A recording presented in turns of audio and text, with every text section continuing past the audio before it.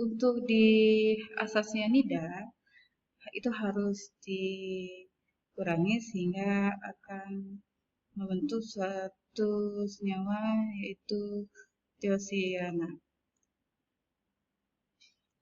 Tiosianat itu merupakan senyawa goitrogen, yaitu goiter atau gondok, di mana gondok itu terjadi apabila terjadi pembesaran kelenjaran tiroid, di mana fungsi tiroid itu adalah membentuk hormon tiroksin. Fungsinya untuk metabolisme sel tubuh, membantu kerja enzim. Bahan utamanya ada I2, iodium. Tiosianat itu mencegah pengikatan iodium oleh tiroid serta melepas kembali iodium yang sudah diikat oleh tiroid. Jadi tiosianat itu mencegah pengikatan iodium oleh tiroid dan melepas kembali iodium yang sudah diikat oleh tiroid. Jadi tiosianat itu bagus ya untuk metabolisme sel tubuh, membantu kerja enzim. Nah, makanan yang mengandung iodium akan dikonsumsi, dicerna, diserap, kemudian diserap melalui darah. Ya, kalau sedikit iodnya akan keluar, kemudian diikat oleh I2 pada kelenjar tiroid tersebut. Kompensasinya akan membesarkan I2 banyak diserap atau produksi tiroksinnya akan menjadi tetap. Kemudian HCN itu juga dapat menstimulir terbentuknya nitrosamin, di mana nitrosamin merupakan senyawa karsinogen yang akan menyebabkan kanker usus atau kanker lambung. Nitrosamin itu terdiri dari senyawa nitrit dan amin. Ya, di mana nitrit itu banyak terdapat pada bahan pengawet, natrium nitrat, fungsinya sebagai pemerah daging, banyak juga pada air minum dan pada sayuran. Pada amin itu banyak terdapat pada ikan, daging, dan bumbu. Kemudian senyawa selanjutnya itu adalah gosipol, di mana gosipol merupakan pigmen pada tanaman kapas yang terdapat pada akar, batang, daun, dan biji. Ya. Ternyata tanaman kapas tersebut banyak sekali pemanfaatannya, di mana kulitnya yang terdiri dari sekam, kemudian kernya akan menghasilkan minyak, biji kapas, bungkilnya memiliki konsentrasi yang cukup tinggi. Pemanfaatan dari bungkil tersebut sangat tinggi, yaitu akan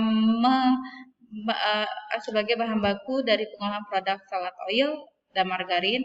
Tapi kendala dari tanaman kapas tersebut adalah ada senyawa toksinnya, yaitu ada gosipol.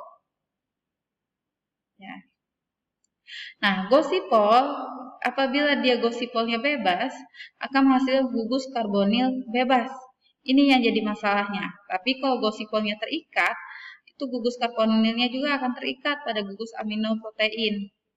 Ya, tidak menjadi masalah. Yang masalah itu apabila pada tanaman kapas terdapat gosipol yang bebas.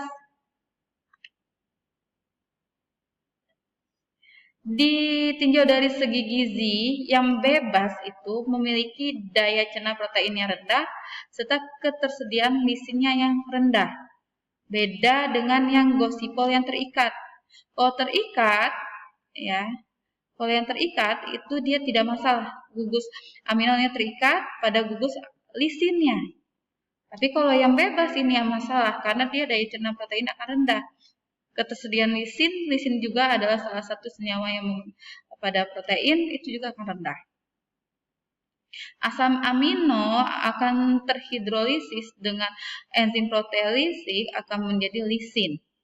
Tapi kalau adanya gosipol, enzimnya tidak akan mampu menyerap asam amino tersebut yang ada pada lisin, sehingga menyebabkan daya cerna menjadi rendah kalau ada gosipol. Tapi kalau tidak ada gosipol atau gosipolnya terikat, hidrolisis proteolitik tersebut akan menghasilkan asam amino bebas. Toksisitasnya mempengaruhi permeabilitas membran, dapat mengurangi aktivitas suksinat dehidrogenase, dan sitokrom oksidase menjadi fosforilasi oksidatif dan respirasi. Tidak menunjukkan efek racun pada manusia bila dikonsumsi tidak berlebih.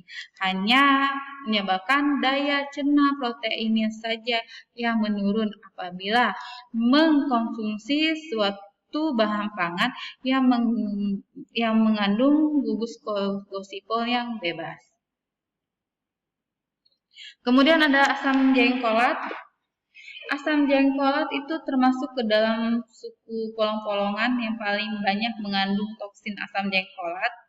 Ada Picecolobium jiringa, ada Picecolobium lobatum. Buah muda tua jengkol ya. Dapat dimakan mentah, direbus, dibuat sayur atau keripik.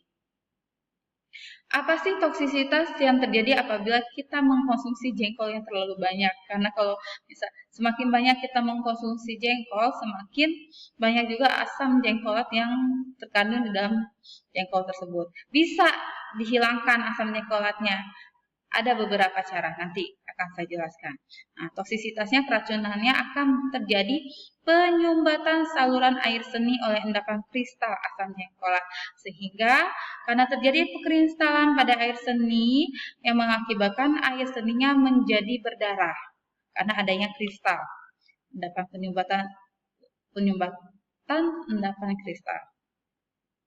Ya. Tadi ini ya ada asam jengkolat, ini adalah asam jengkolatnya ya. Ini adalah buah jengkolnya. Ada koenzimnya piridoksal fosfat akan menyebabkan suatu senyawa menjadi aroma bau karena ada kandungan tiolnya.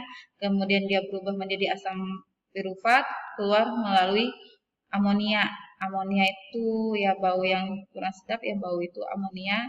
Ya bisa dikeluarkan menggunakan urin, bisa keringat, seperti itu. Asam jengkolat itu diserap khusus, masuk ke dalam darah dan ke dalam jaringan. Asam jengkolat itu ada dua jenis. Jenis yang pertama itu adalah asam, yang kedua adalah alkali. Kalau misalnya asam jengkolat itu sifatnya alkali, dia akan langsung larut.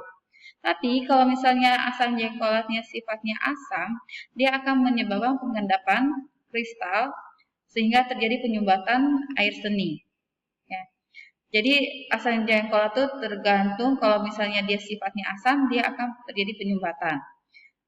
Jadi tergantung dari faktor apa sajakah penyumbatan tersebut, dari kadar asam jengkolat dalam buah tersebut, jumlah yang dikonsumsi, makanan lain yang dikonsumsi apakah dia asam atau basa. Jadi kalau misalnya makan asam jengkol, mengkonsumsi jengkol, jangan konsumsi makanan yang pH atau dia bersuasana asam.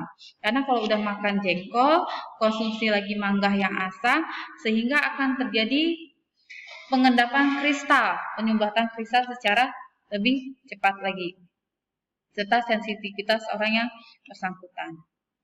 Jadi kalau udah makan jengkol, konsumsi yang bahan pangan atau makanan yang bersifat netral. Netral aja seperti yang kita ketahui ya, kalau misalnya air minum ya kayak Kangen Water. Kangen Water kan dia air zam-zam, dia sifatnya basah.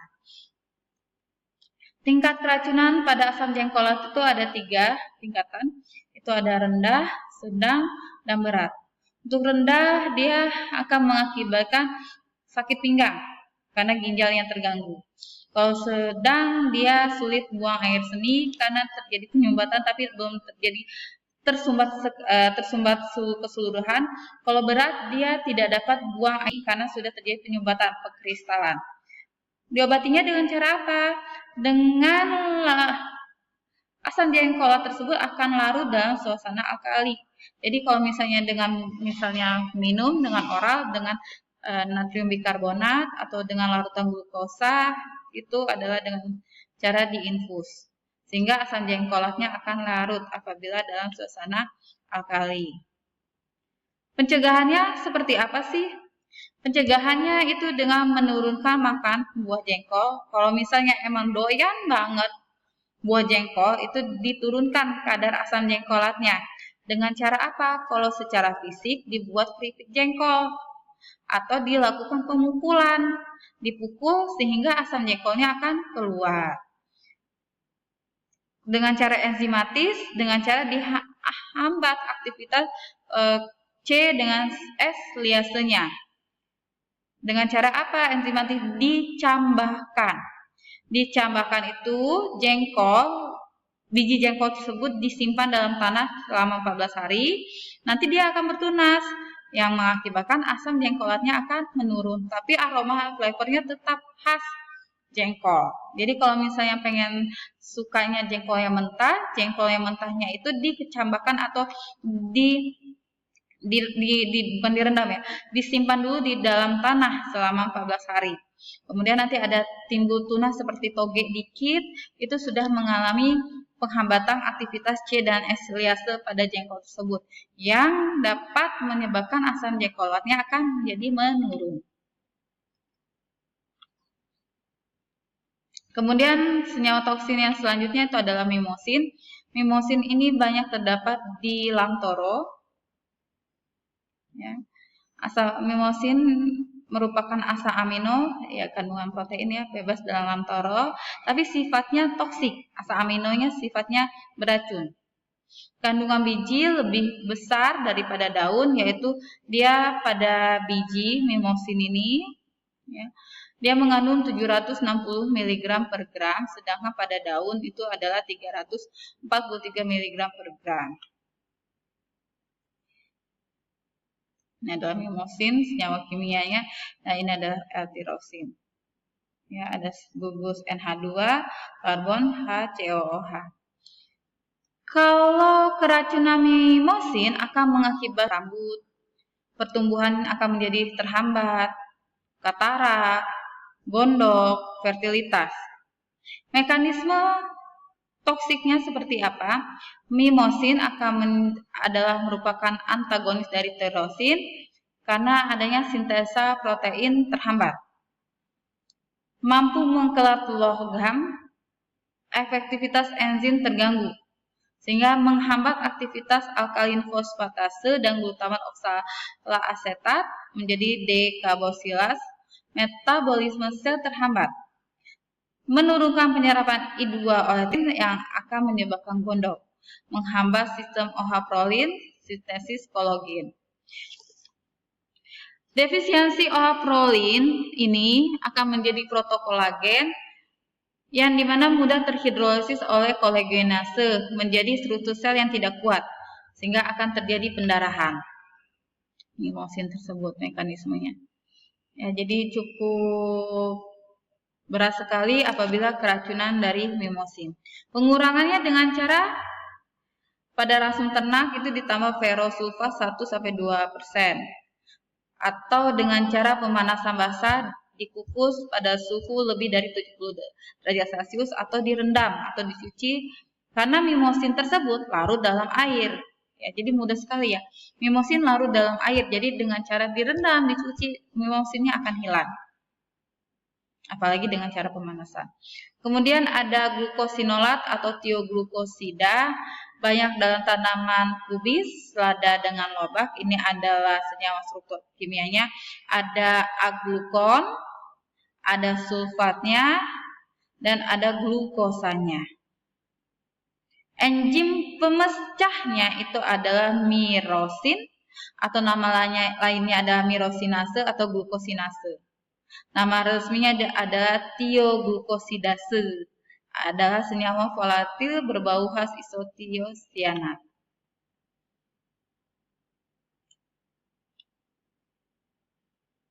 Ya. Ini ada beberapa glukosinolat terhidrolisis tidak akan membentuk isotiosianat. Kalau misalnya dia tetap disiklisasi, glukosinolatnya akan menjadi oxazolidin yang menjadi toksik. Toksik itu akan menjadi beracun. Banyak terdapat pada glukosinolat itu pada tanaman rapisid.